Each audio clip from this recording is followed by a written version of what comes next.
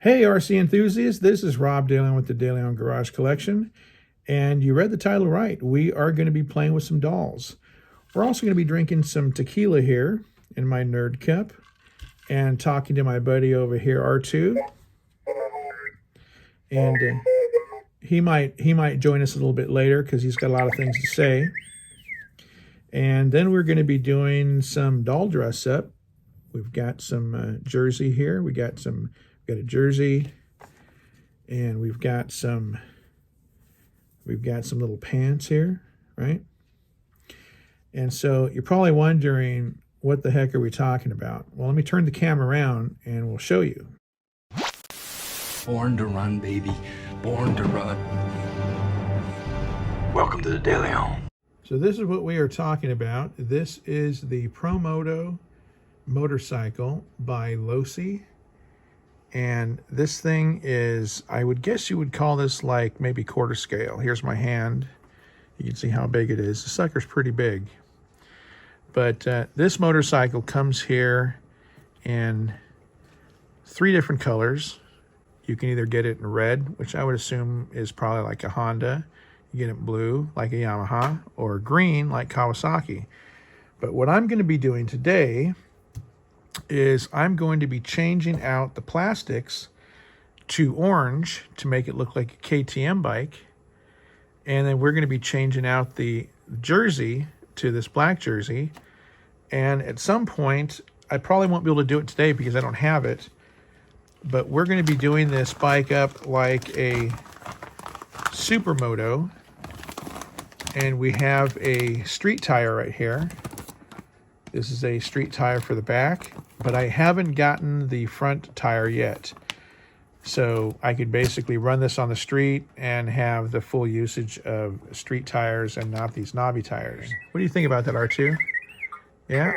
Yeah, I think, yeah, me too. Anyway, so are you done? Okay, anyway, we'll get to work. Here we go. All right, so let's get started. First thing I think we're going to do is we're going to remove the rider. By the way, guys, I really swear by these MIP tools.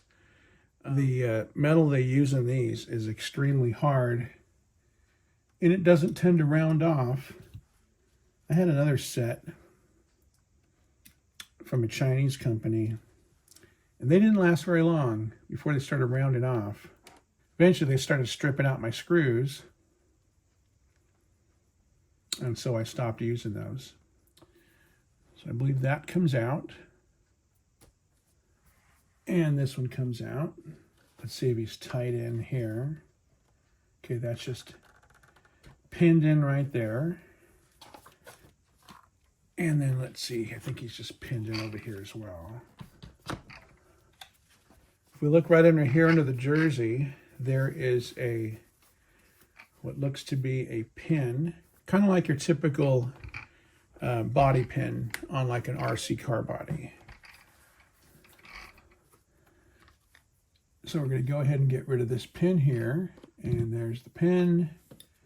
And I think we can push this plastic pin out, and then the top half should come off, and then it might just be a matter of threading this off. There we go.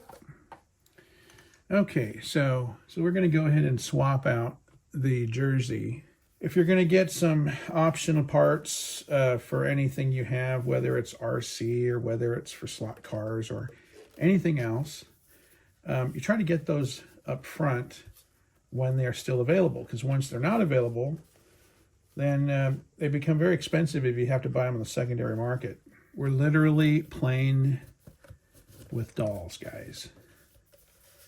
That's technically almost what we're doing.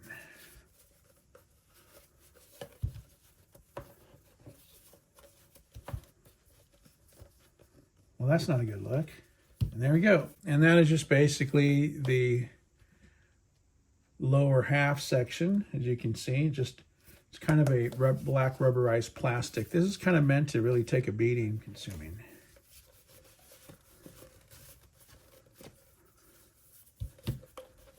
Almost. And then we'll get the bottom there over the boots. This was a little tighter than the other side. There we go. Okay, what do you think? I think that looks cooler than these. That's just me.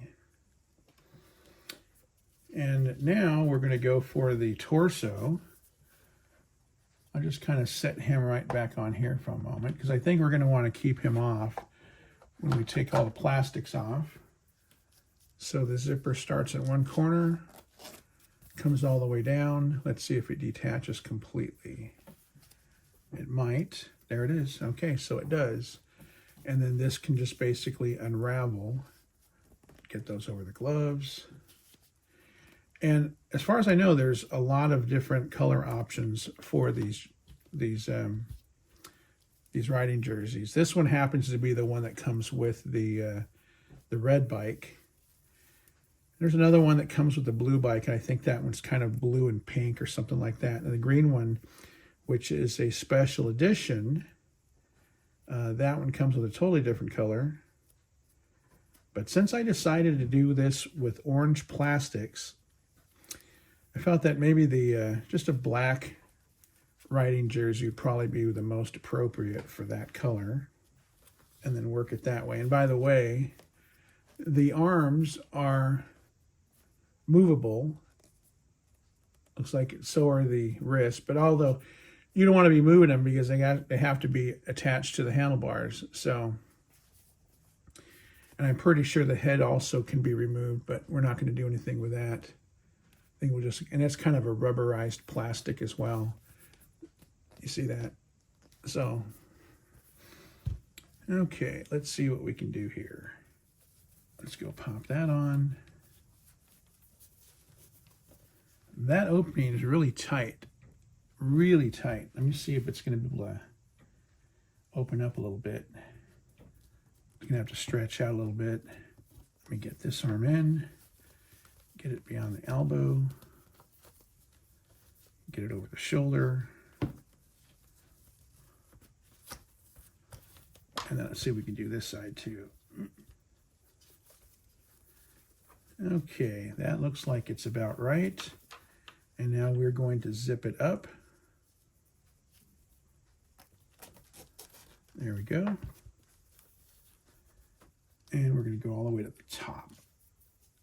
All right. There he is. Yeah, that looks pretty cool. I like the all black look. I have this optional orange plastic set. This comes from Losi, and it also comes with all the decal wraps and everything. I probably won't put the decals on tonight, but I might start changing out the plastics. Maybe just we'll do a few of them, and maybe I'll finish it up later. So let me see if I can get the red one off first. So we're going to start off by taking the original red plastics off. And these are going to use a 2mm driver. But you know, I wish I had bought some 2mm bits, because then I could have used that electric Craftsman you see up there on my workbench.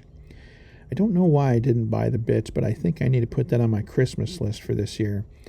Being that I do assemble and disassemble and do a lot of maintenance on multiple RCs, it would stand to reason that I'd be doing this with an electric tool as opposed by hand. Because I definitely will tell you, after working on something like this for a couple of hours, my hands get super, super tight, and just I'm really paying for it by the next day. I'm trying to sit at my desk at work at the computer, and my fingers are just really stiff and tightened up. So we're just going to go through here, going to swap out the plastics. Pretty simple. Nothing really to write home about. Just taking my time. The screws are coming out fairly easily, and going to just do it basically all by hand. I guess I'm not really in a big hurry here. As you can see, the back fender mechanism flips up. There's a pivot on the back piece here that you're going to see. Not the one I'm working on right now, but on the end one here, this one here. And the pivot allows the fender to flip in case you, let's say you're doing a wheelie and you take it too far, it'll keep the fender from breaking in half. And so it's got a little bit of a pivot, spring-loaded pivot there. It works pretty nice.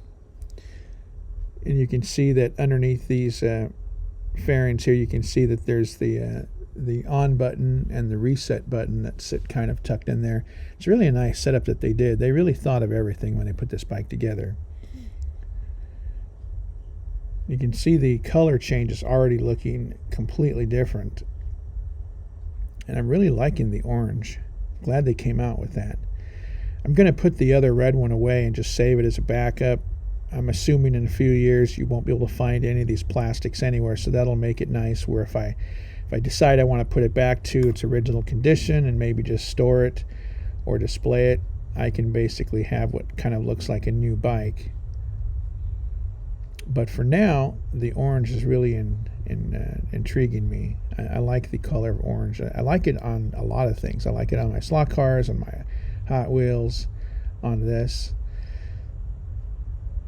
And see, right now we're putting the number plate on, and it's got a little tiny clamp on the back that holds the disc brake. So that it does have a disc brake in the front that is cable operated through a servo. The back disc brake is just fake. There's nothing there. It's going to use the motor power to slow the back down.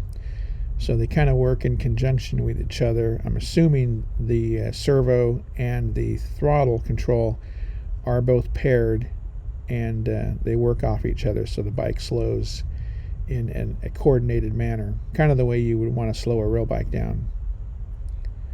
So right now we're trying to pull off the front fender, and this one's definitely a little bit more difficult. The screws are a lot bigger, and they're kind of in an area that is more difficult to get to. So I had to get up and go look for some Allen wrenches because I can't get the driver into that right angle.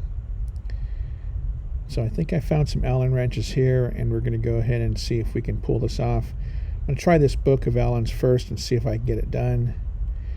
And I think it's going to prove to be unsuccessful. So I'm going to probably have to go look for another actual Allen wrench by itself.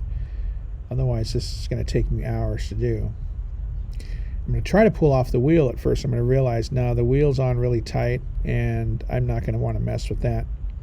I'll probably have to pull the wheel off later when I swap out the wheels and tires, but I don't think I'm going to do that today. So I'm going to just leave it for now, go find a proper Allen wrench. I knew I'd find the right wrench. I'd got a big pile of these things, and of course they're not organized. They're just in a big bin in my toolbox. But I was able to find the right ones, and even using it this way, it's going to still take a while. But I'll see if I can get it down a little bit looser, and then use my driver, see if I can do that. There's always a screw or screws that are difficult to get into in any project you do. And sometimes having the right tool just helps you out, makes it a lot easier. You try to use the wrong tool, and it's extremely frustrating, and you end up stripping out the screw or stripping out your tool or something like that. So we've got that in there, and we're going to just pop these other screws in. And then we're going to move on from here. You might be asking yourself about those big black wheels on the sides. So those wheels there are what keeps the bike from falling over and hitting the ground. They're spring-loaded, so what'll happen is if you slow down your speed enough and the bike starts to drop, it drops onto those wheels gently, and they keep the bike in a forward manner so the bike doesn't, do a 360 and rotate. And you can actually start the bike while it's laying on those wheels as well. Now, some guys have taken those wheels off and, decide, well, I'm going to just go ahead and ride it without them because they look kind of ugly. And you can do that, but if you get too slow and you drop the bike, you're going to have to go walk over to it and pick it back up. Whereas you can actually start the bike on its side and turn the handlebars and get going as soon as that gyro picks up. And so literally you never have to walk around trying to pick up the bike like the old style. You did have to go to the bike whenever it would drop. Maybe you turn a little too tightly and you lost control and it dropped. You have to go pick it up. Not to mention all of the damage to your plastics when it's dropped, especially if you're racing on concrete and stuff. So this makes it a little bit more convenient and a little bit more practical. They do look kind of funny, but if you kind of don't look at them right, the right way, they kind of just disappear. They just become part of the bike itself. So we go ahead and put on the driver back again. And of course, I did make the mistake of putting these plastics on before I put the decals on. So you're going to see me have to pull everything back off again. And I'm going to have to put the decals on first because the decals have to be clearanced for the screw holes. Now I can go ahead and put the decals and cover them, but the day that I want to pull that plastic off, I'm going to have to destroy the decal to get it off. So you're going to see me have to go back around again, pull all the plastics off, and then put the decals on, and then put everything back together. So kind of a little screw up on my part. I wasn't thinking about it, and sometimes it happens. So it is a new day, and we're going to try this again. We're going to put the decals on. If you're paying attention, you can see the mistake I've already made. And to some people, it wouldn't be a big deal because they would just basically keep running the way they're running here, putting the decals on and sticker and everything up, and it's good to go.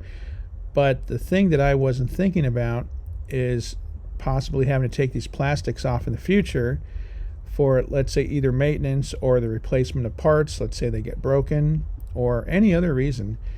And what I will realize is that I have no way to get to the screw holes behind the decals. Now, the way these were applied at the factory is they applied the decals to the plastics first and then cut around the screw holes with probably an X-Acto knife or something to that effect. They don't look like they were pre-punched. It looks like they were done by hand. And this way you have access to the screw holes. Now, it might look better this way where the decal completely covers everything, but it's not practical. So there's a couple of decals here that don't need to be clearanced. There's no screw holes underneath them, so I can go ahead and do those. And what's nice about these decals is they do have kind of a vinyl sort of laminate over them. So there is a little bit of stretch that they will accept, unlike the decals that you might have dealt with when you were probably a kid back in the 80s trying to put decals on something. Those were more paper-based. So here you can see the original had the holes cut out with maybe a sharp knife. And so I'm going to do that to these as well, just by kind of pressing my thumb into the hole and making a little bit of a mark, and then I know where to cut it at. And this will help in pulling that plastic off at a later date if I have to do that without destroying the decal. Back to my original thing, when I was a kid and you would have a particular toy, you'd have to put decals on it. Back in those days, the decals were probably more paper based, and the top layer of that decal would have been ink. It wouldn't have been a laminate, it wouldn't have been a clear coat or anything. And so they didn't use clear decals back then. Most of the ink was sort of tried to mimic the color of the car. Let's say you had a little blue car and you had decals on that, and let's say there were some words on that decal. So what they would do is not cut out the individual letters of those words. They would just put a big block and put the decal all together in one piece, and then they would ink that decal sort of in the same color as the item it was going on. So it was really a crude way of doing it, and if you kind of look back at a lot of toys from the 80s, you'll see that the decal colors do not even match the color of the plastic. But it was just acceptable. That was a toy. That's what we kind of did, and we didn't mind it. Well, now today, these decals they supply with RC vehicles, they're really good. They have a lot of adhesive on them. They're easy to cut. Sometimes they already come pre-cut like these here. I've already covered these plastics with some alcohol, which will help adhesion. And then I'm going to try to work this one over and over again, trying to get it to line up like the first one did. So I don't know about you guys, but I find applying decals very just relaxing, therapeutic, whatever you want to call it. It's a time to just kind of slow down and just think about stuff. Kind of the same things that happens when you're maybe painting a model or putting a model together. it's something that I really enjoy. It can be monotonous sometimes, and sometimes it is, but I'm finding this really enjoyable. I just wish I would have made the correct procedure, and rather than trying to apply these to the bike first, I would have just gotten them onto the plastics. But like I said, you kind of just live and learn. As here you see I'm trying to get this decal to lay down right. Here I'm just trying to apply some pressure to get the adhesive to start sticking, and then now I'm going to go ahead and cut my clearancing holes for the screws. And now it's ready to apply. Let's see how easy it is to get back on it. The one thing I noticed about this bike, and again, it's just my own anal tendencies to become a perfectionist, is the end of this number panel kind of doesn't match the same contour as that intermediate panel for the back seat. You can see here I'm pointing it out here. It looks like they've cut one a little bit too sharp and the other one's a little bit too broad, and I can see a gap in there. It's not a big deal, but it's just just kind of an oversight that I think they didn't catch. So we're gonna go ahead and turn the bike around, and we're gonna get to the other side, and I think I'm gonna speed this up even faster because you guys don't need to watch paint dry, which is basically what we're doing. So here we go. We're gonna start on the second side, and like I said, I'm gonna speed the video up a little bit faster because we've already seen the first side. And then I think we'll go ahead and cut to the finished look and see what that looks like. So I'm having to do a little bit of extra trimming on them just to make them fit better. I'm wondering about the longevity of a decal set like this, especially in my garage. Sometimes my garage will get down to 36 degrees. As cold as it is in winter, it just feels really chilly in here. And then in summer, it really bakes. And I think last year, well, this past summer, we had something like 114 top temperature, and it was probably like that for, I would say, at least a week or so. And then the rest of the summer was at least 3 digits the entire rest of the summer. Those kind of temperature differences can really take a toll on anything from decals to paint. I've got an actual few of these die cast in my little car collection. I have some glass cases with some die cast in them, and I can see that some of the, especially the Jada vehicles, the paint has started to crack, and it's got like a crackling finish in it, and that would be because the paint is expanding and contracting all the time with the temperature changes, and that really takes a toll on the paint itself. So sometimes a lot of these decals, they actually go on pretty good and they stay. In fact, I'm looking at one of my Broncos I decaled probably like 6 or 7 years ago, and I don't see any issues with it. These here might have a little bit more of an issue. I think it might be the thickness of the decals, and they might have some issues going on. Now, I did everything I could to keep the adhesion working as best as it can by cleaning each of the parts with some alcohol, and we'll see how that turns out. And if it doesn't, it's not a big deal. Again, this thing is going to get dirty. Dirt's going to get underneath the decals eventually, and that usually starts to affect things and lift them up and stuff. But we do the best we can, and I think we're coming to the end of this. I'm going to kind of just finish up this front fender here. So there we have it. We've gone ahead and finished all the decals, did the best we could. Got maybe a little wrinkle there, but it's actually better than the originals. If I look at the factory ones, they've got a lot of wrinkles in them. So they came out pretty good. You can see little areas where maybe the decal didn't follow the curvature correctly. But they do look good, and I think the orange, in my opinion, is an improvement over the red.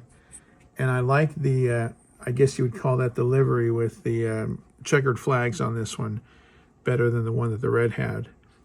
So I think our next job is going to be replacing these wheels and tires with these wheels and tires so I can drive it on the street, and it'll become basically a supermoto bike. I don't have the front one though. I'm still waiting for that. It's back ordered. And then eventually I have some orange anodized hubs here, which we will replace with these. And those look pretty good.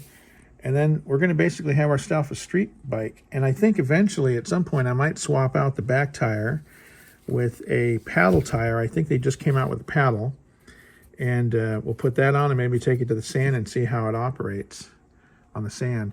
It's been a while since I've had a kind of an off-road bike RC. Back in the 80s, you remember there was one called the Dust Runner, and it was a Honda 250 three-wheeler. And I still have that, still have the brand new original box for that.